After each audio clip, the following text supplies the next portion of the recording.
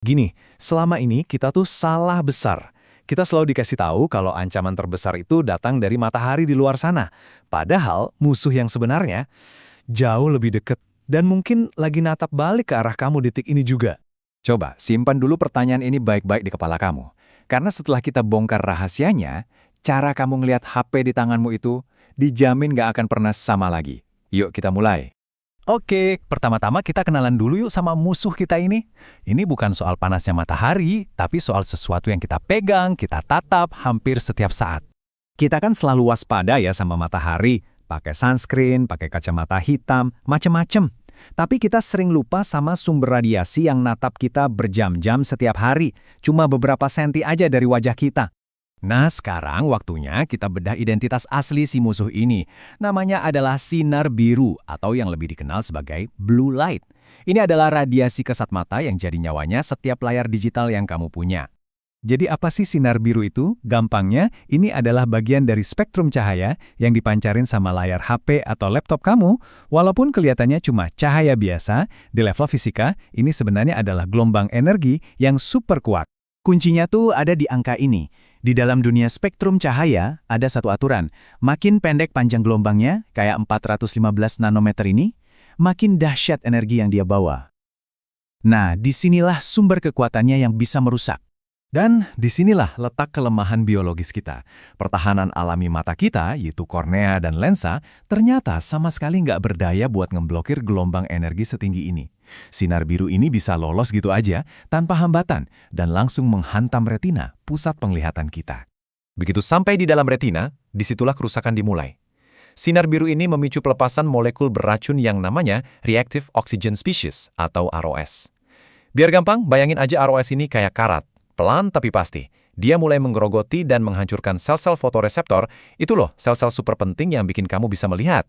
Efek paling pertama yang mungkin sering banget kamu rasain dari serangan ini namanya astenopia, atau gampangnya mata lelah. Ini bukan cuma perasaan gak nyaman ya, tapi ini adalah sinyal bahaya dari mata kamu yang lagi berjuang mati-matian. Coba deh dengerin ini, kedengeran familiar nggak? Mata tiba-tiba kering, soalnya pas kita fokus ke layar kita jadi jarang banget berkedip. Terus pandangan jadi kabur, kepala pusing gak jelas, mata gatel, kelopak mata rasanya berat banget. Ini semua adalah gejala nyata kalau mata kamu udah kewalahan. Tapi tunggu dulu, ceritanya jadi jauh lebih besar dari ini. Karena serangannya ternyata nggak cuma menargetkan mata, tapi juga organ terbesar di tubuh kita, yaitu kulit. Percaya atau enggak, sinar biru ini bisa nembus ke lapisan kulit yang lebih dalam daripada sinar UV. Nah, di sana dia memicu yang namanya stres oksidatif, yang tugasnya menghancurkan kolagen dan elastin. Itu tuh pondasi yang bikin kulit kita kencang. Hasilnya, penuaan dini, kerutan, dan flek-flek hitam yang susah banget hilangnya. Oke, lupakan dulu sejenak soal mata dan kulit. Sekarang kita masuk ke inti masalahnya, ke bagian yang paling mengejutkan. Ini bukan lagi soal kerusakan sel biasa, ini soal sistem kendali utama tubuh kita yang lagi dibajak.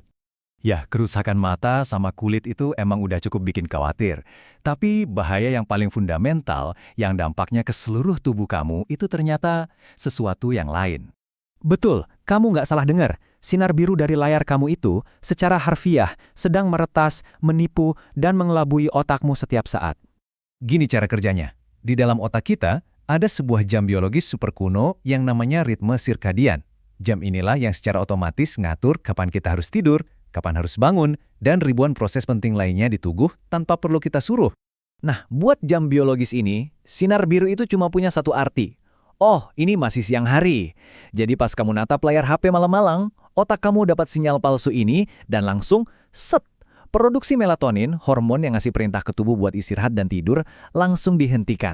Dan jangan kira kalau siklus tidur hancur itu cuma soal ngantuk besok paginya. Oh, bukan. Ini baru awal dari efek domino yang mengerikan. Tanpa tidur yang berkualitas, risiko obesitas, diabetes, serangan jantung, bahkan beberapa jenis kanker, itu bisa meningkat secara drastis. Sekarang, coba kita mundur sedikit buat ngelihat gambaran besarnya. Apa sih artinya semua ini dalam konteks kita sebagai manusia? Selama jutaan tahun, biologi tubuh kita itu berevolusi buat hidup selaras sama ritme alam. Terang pas matahari terbit, gelap pas matahari terbenam. Sederhana. Tapi sekarang, untuk pertama kalinya dalam sejarah, kita justru memenjarakan diri kita sendiri dalam sebuah siang hari buatan yang nggak pernah berakhir. Kita memang berhasil menciptakan teknologi yang luar biasa ya. Tapi, tanpa kita sadari, kita juga menciptakan sebuah penjara biologis.